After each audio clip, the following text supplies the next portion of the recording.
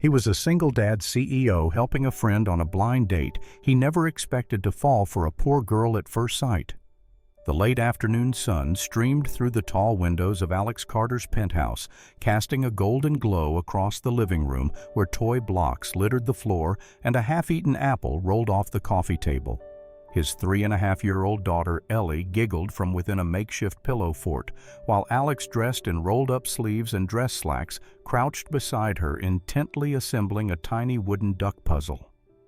His phone vibrated on the coffee table, and he answered without looking, sighing. "Whatever it is, make it quick. I'm elbows deep in duck pieces." Ethan's voice crackled through. "Alex, listen.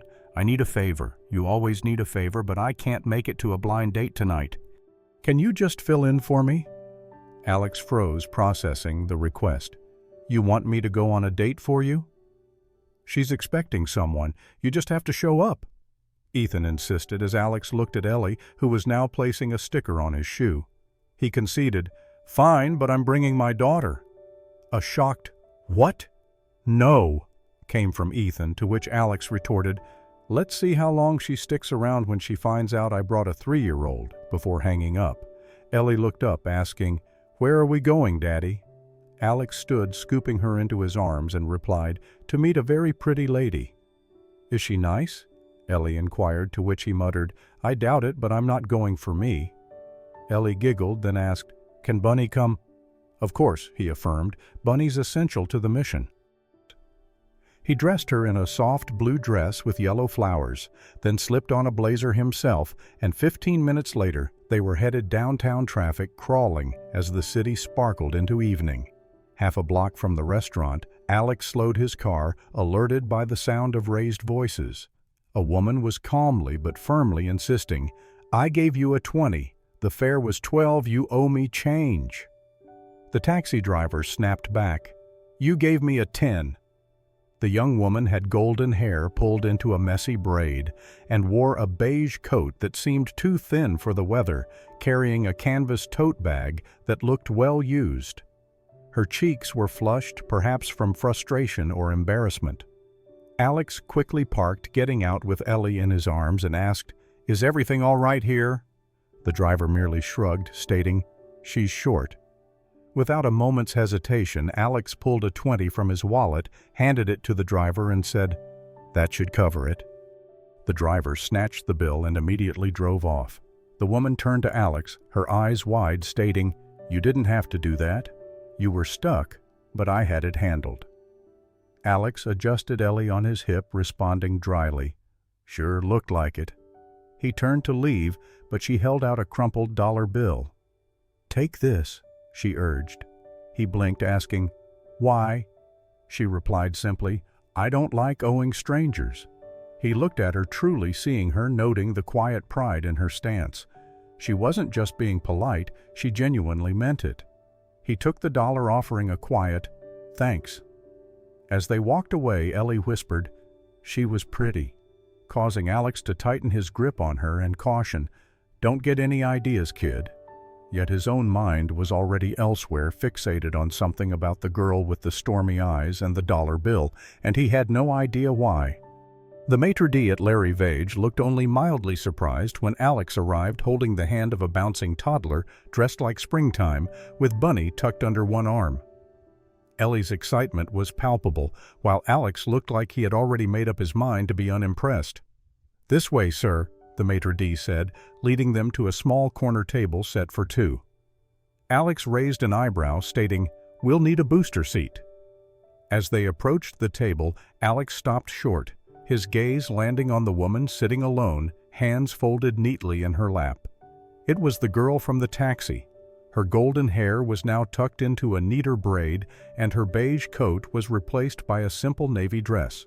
She looked up and blinked, and then both she and Alex exclaimed, "You," simultaneously. Ellie gasped, "It's the pretty girl, the one from the street." She tugged at Alex's coat, repeating, "Daddy, it's her. She's here." Alex stood frozen, his lips parting, unsure what to say. Hannah was the first to recover. She stood and smiled warmly at Ellie, crouching down to her level. "And you must be Bunny's mom," she said playfully. Ellie giggled. "No, silly. Bunny's mine. I'm Ellie." "Well, Ellie," Hannah replied with a conspiratorial grin, "you have excellent taste in stuffed animals." Ellie beamed. Alex finally pulled out the chair opposite Hannah and sat down with a sigh, placing Ellie between them. "So you're the blind date?" Alex stated. "Seems that way," Hannah replied. "Your friend Ethan texted me a half hour ago saying he was sending someone in his place, and he forgot to mention that his stand-in would be a single father crashing the date with a 3-year-old. I don't mind," she added. "She's adorable." Alex leaned back in his chair, his tone cool. "You always strike up conversations with strange men's children." Hannah met his eyes unruffled. "Only when they speak to me first and when they seem curious and kind." Ellie, now perched on her knees on the chair, reached across the table. "Can I sit with you?" she asked Hannah. Alex opened his mouth to object, but Hannah had already extended her arms, and Ellie climbed across, plopping happily into Hannah's lap, Bunny in tow.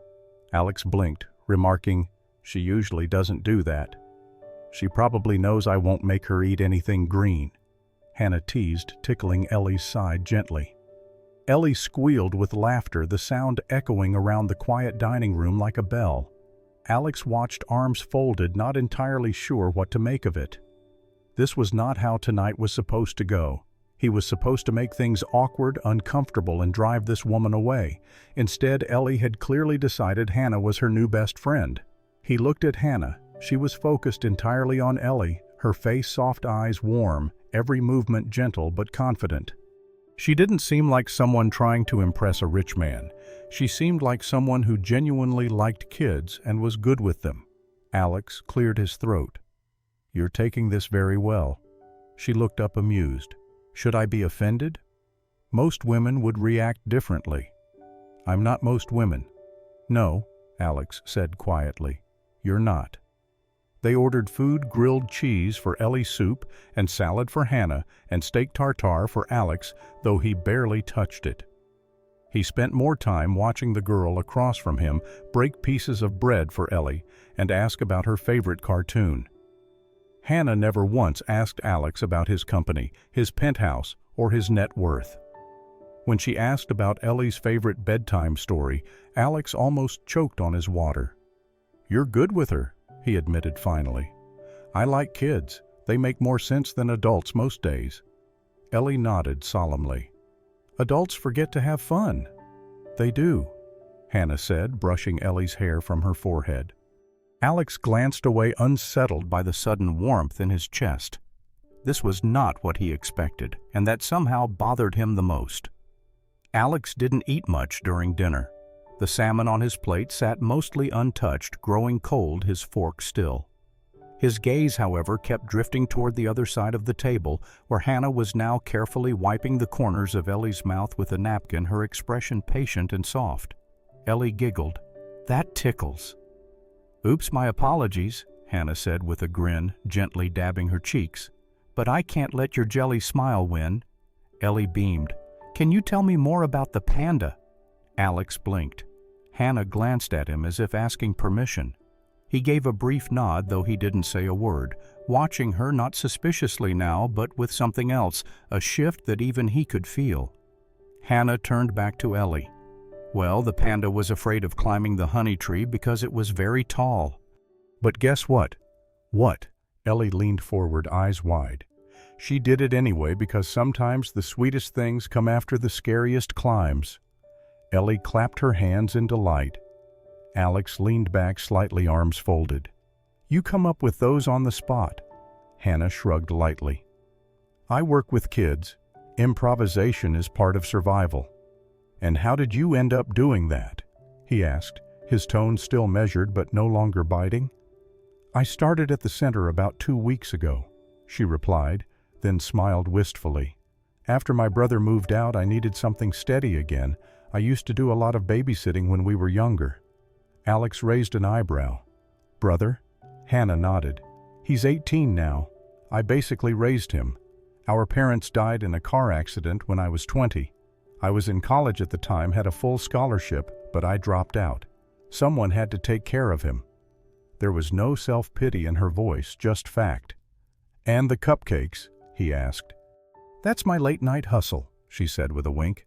"Helps cover rent, and kids love baked goods, especially panda-shaped ones." Alex's gaze dropped to Ellie, who was now carefully stacking sugar packets beside her plate. "Miss Hannah told me a story about the panda in class," she said suddenly without looking up. Alex froze. He turned slowly to Hannah. "What did she just say?" Hannah looked equally surprised. Ellie looked up confused. "Yesterday she told me about pandas climbing trees to get honey." Alex's voice sharpened, though he tried to stay calm. "You work at Bright Steps?" "Yes," Hannah said, blinking. "I started recently. Her voice faltered. "Wait, Ellie is your daughter." "You didn't know that?" Alex asked, startled. "No," she said quickly. "I mean, I only see first names on the roster, and your name, Carter, never came up. Her emergency contact is someone named Richard." "My father-in-law," Alex muttered. Hannah's face softened. "I had no idea." Ellie tugged at his sleeve. "Dad, Hannah played with teddy bears with me too." Alex looked between the two of them.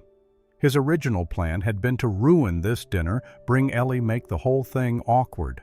But instead, here was this woman, this strange blonde cupcake-making storyteller who already knew his daughter. And more than that, Ellie liked her, trusted her. He had said. Alex leaned back in his seat and finally allowed himself a small breath. He was beginning to see something he hadn't expected, a completely different kind of woman, and that disturbed him more than he wanted to admit. The check arrived just as Alex was folding Ellie's napkin and placing it on the table. The waiter set down the leather folder quietly with a discreet nod. Hannah didn't seem to notice. It was Ellie who spotted it first. "Is that the menu again?" she asked, yawning and hugging her bear. Alex reached for the folder, then paused deliberately, his fingers patting the pockets of his jacket, then his slacks, then back again, his brow furrowed. "Oh," he said, his voice neutral. "I must have forgotten my wallet." He let the words hang, knowing he hadn't forgotten it, of course. It was in the inside pocket of his coat. But something inside him wanted to see, needed to know how Hannah would react. Hannah blinked. "Really?" Alex shrugged. "Seems like it." A long second passed, then she smiled genuinely and reached into her tote bag without a flicker of hesitation. "Then let me get it," she said simply. Alex looked at her, a bit thrown. Hannah placed her card in the folder, sliding it toward the edge of the table. "You didn't eat much. I, on the other hand, tried 3 kinds of dessert and might need to skip dinner tomorrow." Alex's mouth opened slightly. "You really want to pay?" "Why not?" she said. "It's just dinner and this one's on me." "But," he started. Hannah raised her hand gently, not to interrupt, but to offer something even more cutting grace. "Listen," she said, her voice soft.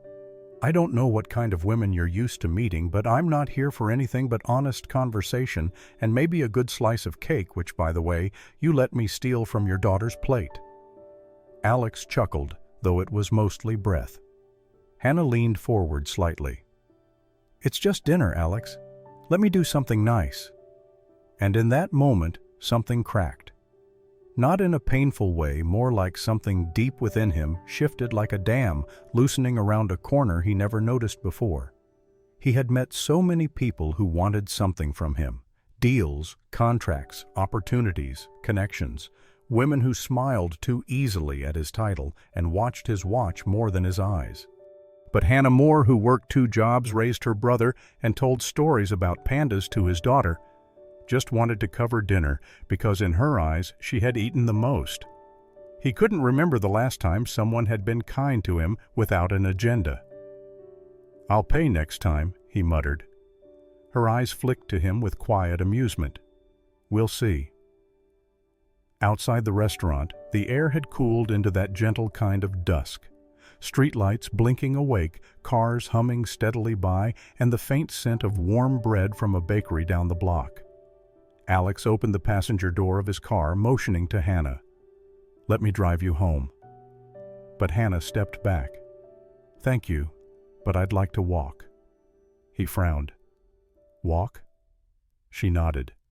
"Just a little. It clears my head. I do it after long days." Ellie clung to her bare eyes heavy. "Miss Hannah come to my house." Hannah bent down, brushing a stray curl from Ellie's forehead. "You need sleep, little panda, but we'll see each other soon." Ellie nodded, too tired to protest further. Alex watched as Hannah straightened, waved, and walked away slowly into the evening glow. Her silhouette shrank with each step, the hem of her coat catching the breeze. Her posture relaxed, her stride steady and unhurried. He stayed still for a while, one hand on the car door. Something about the simplicity of her goodbye, about her choosing a walk instead of a ride in his luxury SUV, felt louder than any speech. As he settled Ellie into the back seat and clicked her buckle, she whispered sleepily, "Dad, I like Miss Hannah." Alex didn't answer right away. He shut the door, gently slid into the driver's seat and sat there. He wasn't sure what Hannah Moore wanted from the world, but tonight it seemed clear it was not his money. And for the first time in a long time, he wondered what it might feel like to let someone see past the walls. Alex didn't intend to follow her.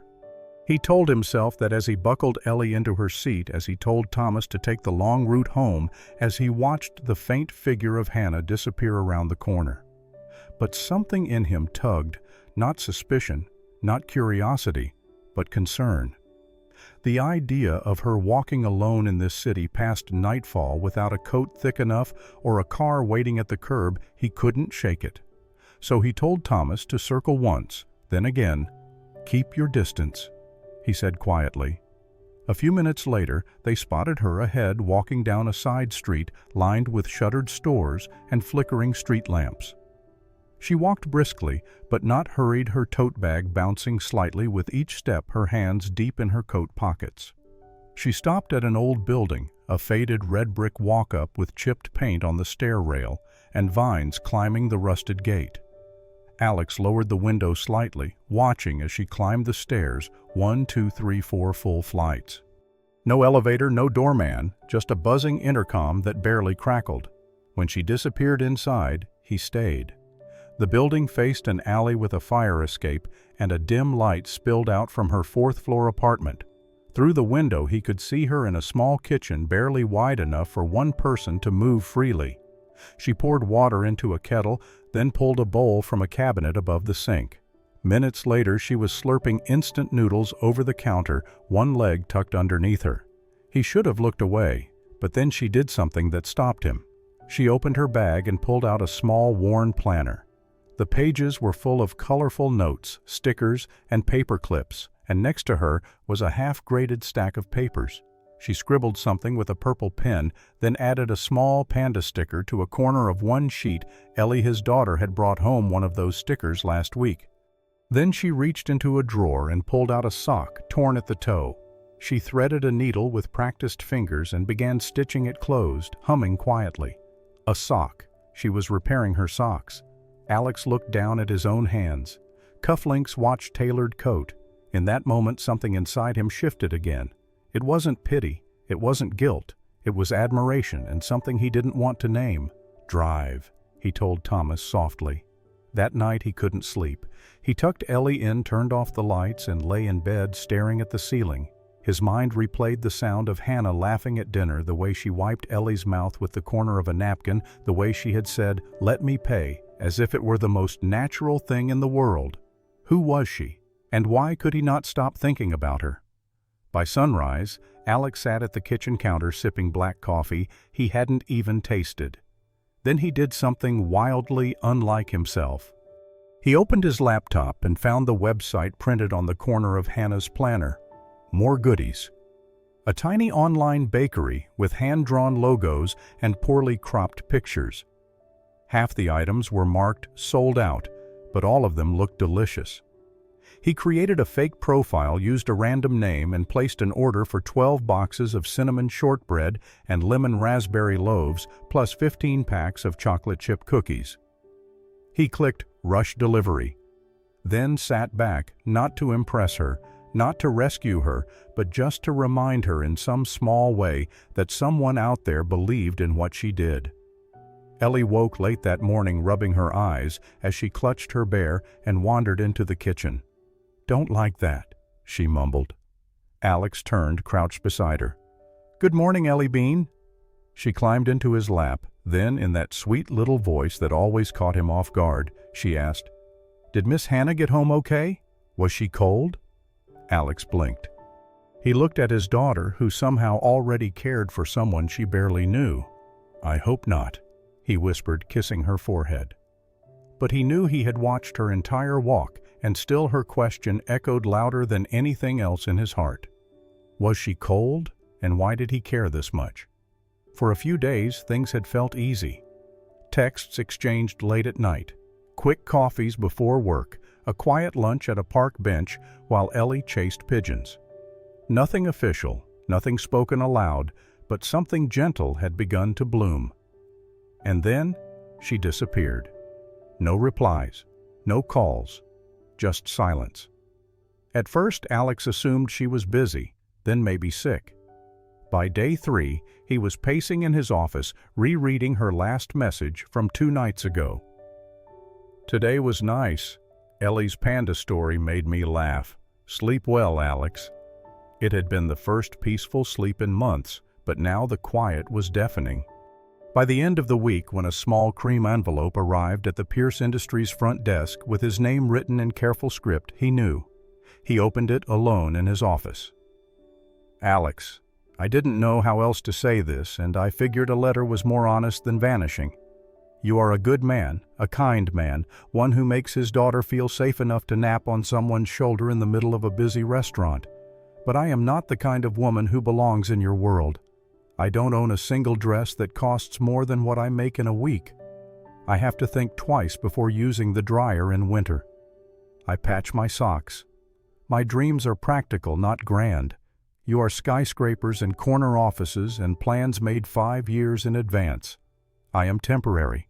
I always have been. Please don't try to make me permanent in a world that has never had space for me. Tell Ellie I think she is the bravest little girl I have ever met. Hannah." Alex sat still for a long time, the letter trembling slightly in his hands. Temporary. What a cruel word. He hadn't seen it coming.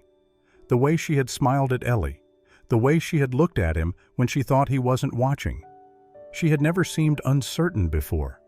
He picked up his phone, typed, "You don't get to decide what world you belong to, Hannah. Not alone." Then deleted it. She had made her choice.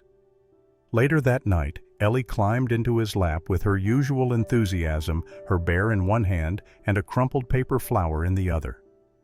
"Oh, Dad," she whispered, tugging his sleeve. "Yes, Ellie Bean."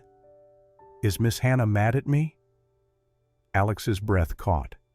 "No, sweetie, of course not. She said she would teach me a song about stars. I practiced." Alex closed his eyes. "She had to go somewhere for a while," he said gently. "But she didn't say goodbye." That made something in his chest twist. That Hannah, so soft with his daughter, so careful, had left without a word to Ellie. He looked down at his daughter's small face, her hope, her confusion. "Sometimes grown-ups get scared," he said at last. "Like monsters?" Ellie asked. "No, not monsters. More like scared they're not enough." Ellie frowned, processing. "But she was enough for me." Alex smiled, and just like that, his heart cracked again. "I know, sweetheart," he whispered. "She was for me, too." Alex stood in the hallway of his penthouse, staring at the small drawing taped to the refrigerator. Ellie had drawn it that morning after breakfast with all the proud concentration of a child creating her masterpiece crayon lines, messy colors but clear enough to make his heart stutter. 3 figures, one tall, one small one, with a yellow circle of scribbled hair. Above their heads, Dad, me, Hannah. Beside them, a crooked little house, a garden full of purple dots, and a sun that smiled.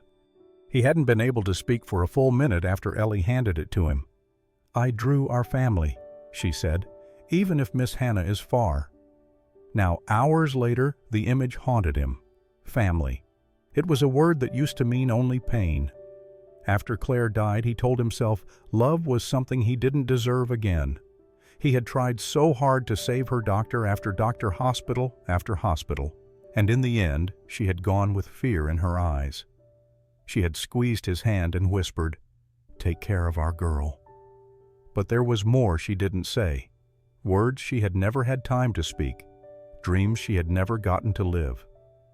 He had carried that guilt every day since he was the one who still breathed while she was gone, the one who got to wake up to sunshine and a daughter's giggles, the one who had started to feel again. And now, because of that fear of loving someone only to lose them again, he had let Hannah walk away. He had let her think she wasn't enough, when the truth was he was the one who had felt unworthy all along. An hour later, Alex walked through the doors of the Children's Center.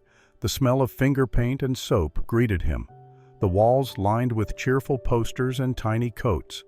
A group of kids were napping in the corner on floor mats, and at the far end of the room, kneeling beside a child's broken toy, was Hannah. She looked tired, more than tired. She looked like someone trying very hard to be okay. She stood when she saw him, her lips parting slightly in surprise. "Alex." He didn't give her time to finish. He stepped forward, pulling something from his coat pocket, a folded piece of paper, Ellie's drawing. He held it out. "I know you think you don't belong," he said quietly, "that my life is too much, that you are not enough, but this little girl disagrees strongly." Hannah took the paper with trembling fingers. Her eyes scanned it and then filled with tears. "I can't be the one who ruins everything," she whispered. "You have worked so hard to rebuild after—" "You wouldn't ruin anything," Alex said gently. "You would make it real again." She looked at him, broken open and raw. "Why me?" Alex exhaled slowly. "Because I lost someone I loved," he said, his voice quiet. "And I have lived every day since thinking that I was the reason she died, with so many regrets, that I could never let someone in again, not fully, not truly." Hannah's eyes shone. "But then you came along," he continued, "and Ellie laughed like I haven't seen her laugh in years, and I started sleeping through the night, and suddenly I was imagining what it would be like if someone stayed, not just in our lives, but in our hearts." He stepped closer. "I can't promise I'll always know how to do this, but I want to try with you." Silence stretched between them, and then Hannah broke.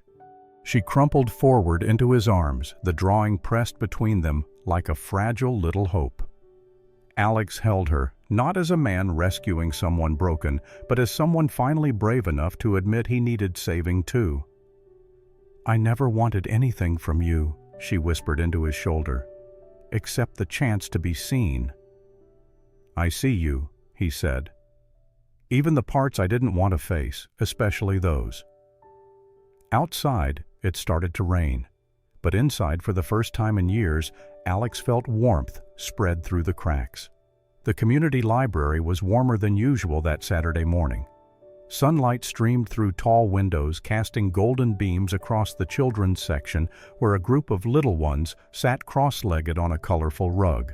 Parents stood nearby, smiling politely, holding coats and snack bags. At the center of it all sat Hannah. Her blonde hair was tied in a loose braid, her soft voice rising and falling as she read from a picture book about a sleepy panda learning to love his mismatched family. Ellie was curled in her lap, giggling at the silly voices Hannah used for each character. The little girl's arms were wrapped around Hannah's waist, her head resting against her chest as if it had always belonged there. From the back of the room, Alex stood silently, hands in his coat pockets.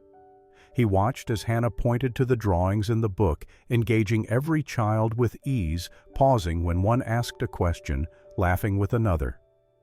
There was something natural about her, something rooted in the way she gave every child her full attention, even when half the adults in the room had stopped listening.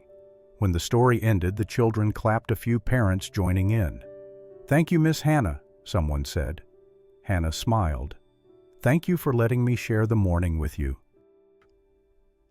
As the crowd began to disperse, Alex stepped forward. Ellie saw him first. "Dad?" She squealed, hopping off Hannah's lap and rushing into his arms. He scooped her up easily, pressing a kiss to her cheek. "Did you like the story?" Ellie nodded with bright eyes. Miss Hannah made all the voices, even the panda's hiccup. Alex looked over at Hannah, who was straightening the books, cheeks flushed but glowing. "Can I steal a minute?" he asked. She nodded, and they stepped aside, Ellie still clinging to his neck. Alex cleared his throat. The room had quieted. A few people lingered, watching curiously. "I used to think," he began, "that loving someone meant risking everything, that letting someone into your life came with a cost I couldn't afford anymore." He looked at Hannah. "But then you came along and you never asked for anything. You just showed up and kept showing up." Hannah blinked rapidly, her eyes glossy. Alex continued, his voice steadier now. "You taught me that love isn't about promising forever. It is about choosing to stay today and then again tomorrow and the day after that." He looked down at Ellie, then back up. "And somehow, you made both of us feel like we were enough, exactly as we are." A silence fell over the small group still watching. Then Ellie leaned forward from his arms, wrapping one arm around Alex's neck and the other around Hannah's shoulder. "Miss Hannah is part of our family now, okay, Daddy?" she said with the kind of certainty only a child could declare. Alex smiled. Hannah let out a choked laugh, tears slipping down her cheeks. "For the first time," she whispered, "I don't feel temporary anymore." Alex reached for her hand, fingers intertwining. "You never were," he said. Outside the window, the sky turned a soft pink, the kind of sky that made people believe in second chances. And inside the library, in a circle of warmth and old books and small hands, a family, imperfect, unexpected but real, finally began. And just like that, a cold-hearted CEO who once believed he had no room left for love found himself forever changed by the quiet warmth of a woman who never thought she belonged. Because sometimes family isn't built from perfection. It's built from presence, from bedtime stories, and shared silence, from the brave act of choosing each other day after day. If this story stirred your heart, if it made you believe again in unexpected love and healing, don't forget to like, comment, and most importantly, subscribe to Soul Stirring Stories. We bring you emotional tales that speak not only to the mind, but to the soul. Until next time, keep believing in love, no matter how unlikely it seems.